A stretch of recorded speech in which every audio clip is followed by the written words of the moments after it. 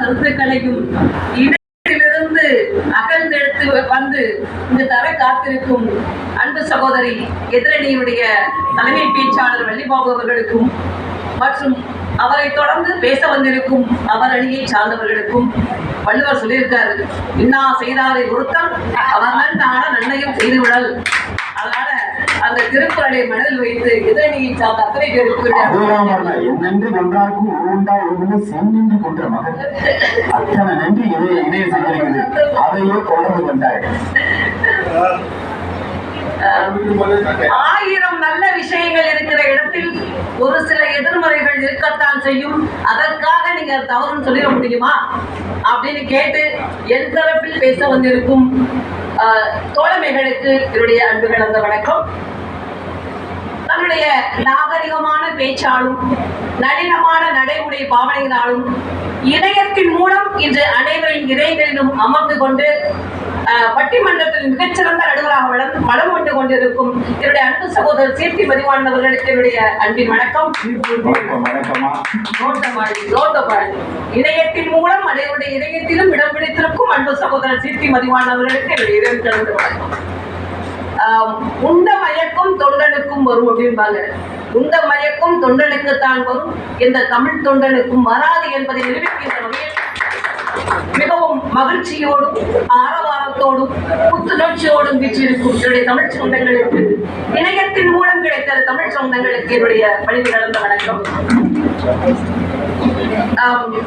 பொதுவா விசேஷ மாசங்கள் ஆயிடுச்சு அப்படின்னா ஒரு வீட்டுல 10 பத்திரிகைகிட்ட வரும்.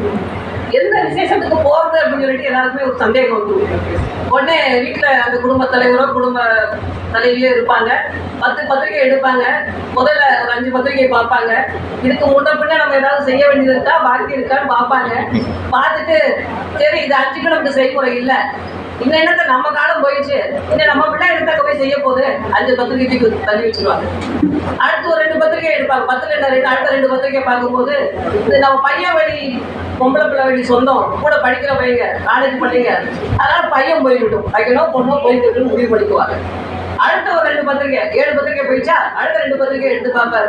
அது தலைவியோ தலைவரும் எடுத்து பார்த்துட்டு சரி இந்த 2 விசேஷத்துக்கு கணவனா இருந்தா மனைவியை பார்த்து நீ போயிட்டு வந்துரு, ஏன்னா உங்க அம்மா வழி உங்க அப்பா வழி சொந்தா, நீ போயிட்டு அதை செஞ்சுட்டு வந்துரு அப்படின்ற 9 பத்திரிகை முடிஞ்சா ஒரே ஒரு பத்திரிகை இருக்கும். அது உள்ளூர் விசேஷமா இருக்கும். இதுக்கு நான் முத நாள் போய் விசேஷத்துக்கு செஞ்சுட்டு வந்துடுறேன், ரிசப்ஷனுக்கு போயிட்டு வந்துருன்னு அவங்க குடும்ப தலைவர் சொன்னார். உடனே அந்த குடும்ப தலைவரை பார்த்து முளைக்குது, உள்ளூர் விசேஷம், நாங்கெல்லாம் வெளியூருக்கு போறோம், நீங்க என்ன முதல் நாள் உள்ளூர் விசேஷத்துக்கு முதல் நாள் ரிசப்ஷனுக்கு போயிட்டு அட்டன் பண்ணிட்டு வரைக்கும் அந்த மாதிரி சண்டை ஓடுது. அதுக்கு அவர் சொல்றாரு, நாளைக்கு எனக்கு தமிழ் வழி சார்ந்த ஒரு நிகழ்வு இருக்கு, நான் திருச்சிக்கு போகணும், அதனால நைட்டே போய் செஞ்சுட்டு வந்துடுறேன் அப்படின்னு அவர் சொல்றாரு. அந்த அம்மாவுக்கு கோபம் தாங்க முடியல. 15 நாளைக்கு முன்னாடிதான் கரூர்ல புதுப்புகழ் கவிதைக்கு ஒரு கோபத்தை நிகழ்வு நடந்துச்சுன்னு போனீங்க, 1000 ரூபாய் செலவழிச்சு இங்க இருந்து சென்னையில இருந்தோ திண்டுக்கல்ல இருந்தோ போனீங்க, இன்னைக்கு அடுத்த இந்த நிகழ்வுக்கு போறேன்னு கிளம்பிட்டீங்க. நியாயமான அந்த அம்மா பெண்ணாக இருந்தால் நீங்க எப்படி வேணா எடுத்துக்கலாம், சண்டை போடுவோம். உடனே அந்த சொல்றாரு, நான் இந்த விசேஷத்துக்கு போனா அங்க பொம்மை தான் இங்க வருது, பொம்மையை தான் முன்னாடி நிக்க வச்சு வரவேற்பாங்க. நான் போய் அந்த கல்யாண வீட்டுல யாரையாவது பேசினா பார்க்க போட்டு நான் என்ன பேசுறேன் கேட்காது. ஆனால் நான் இந்த இணையத்தின் மூலம் கிடைத்த நட்புகள் நடத்துகின்ற தமிழ் சார்ந்த நிகழ்வுக்கு சென்றால் இதயம் நிறைந்து என்னை வரவேற்பார்கள். நான் அங்கு பேசுகின்ற கவிதைகள் பேசுகின்ற உரையை ஒரு மனம் திறந்து பாராட்டுவார்கள். நான் பேசுவதை தரம் கொண்டு ரசிப்பார்கள். அவர்கள் தருகின்ற ஊக்கம் எனக்கு அடுத்த 6 மாதத்துக்கு எந்த ஒரு மருத்துவமனைக்கு செல்ல விடாது என்று சொல்கிறார்கள். இணையத்தின் மூலம் தமிழர் பண்பாடும் வளர்கிறதா இல்லையா என்பதை நடுவர்கள் நீங்கள் முடிவு செய்து கொள்ளுங்கள். போன வாரம் நான் சிதம்பரத்துக்கு, அதனால புதுப்புணல் கவிதைக்கு வந்து கூட போக முடியல, ஒரு கொடை தொடர்பு வழியாக ஒரு கல்வி பரீட்சை எழுத வேண்டியதுனால போக முடியல. அந்த நிகழ்வை பரீட்சை எழுதிட்டு நான் பேருந்துல பயணம் செய்து வந்து கொண்டிருந்தேன். கும்பகோணம் வந்ததும் எனக்கு திடீர்னு ஒரு பெட்ரோல் மாஸ்டர் லைட் எறிகிற மாதிரி எனக்கு ஒரு விழிப்பு வந்தது. அங்கே ஒரு பேர் இருந்தது, வலங்கைமான் என்று எழுதுகின்றது.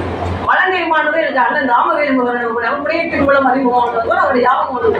இவ்வளோ பக்கத்தில் இருக்க போல அண்ணன் வீடு அப்படின்னு நான் மனசில் நினைச்சுக்கிட்டேன். மறுநாள் நான் அலுவலகத்தில் 10 மணிக்கு வேகமா போயிட்டு இருக்கேன். அவரிடமிருந்து எனக்கு அழைப்பு வருகிறது. நான் முகநூலில் போட்ட அந்த மாயவரம் வைத்தீஸ்வரன் கோயில் எல்லாம் போட்ட பக்கங்களை எல்லாம் பார்த்துவிட்டு, சகோதரியே இவ்வளவு தூரம் வந்திருக்கிறீர்கள், ஆனால் அண்ணன் வீட்டுக்கு வர வேண்டும் என்று ஏன் வர தோன்றவில்லை என்று கேட்டார் என்று சொன்னால், இன்னைக்கு பேஸ்புக், ட்விட்டர், இன்ஸ்டாகிராம் எல்லாம் நமக்கு ஒரு திண்ணைகள் போல முன்னால விருந்தோம்பல் அப்படிங்கிற பண்புக்கு வீட்டுக்கு ஒரு திண்ணைகள்லாம் வச்சிருப்பாங்க. போறவர்களுக்கு ஏதாவது தயிர் மோர்லாம் கொடுக்கிறது. இன்னைக்கு திண்ணைகள் எல்லாம் இல்லை. அப்படி எந்த வீட்டில் திண்ணைகள் இருக்கிறதோ அந்த வீட்டில் போது அருங்காட்சியகமாக மாறி இருக்கிறது. எங்களுக்கெல்லாம் திண்ணைகளாக இணையத்தில் யாரெல்லாம்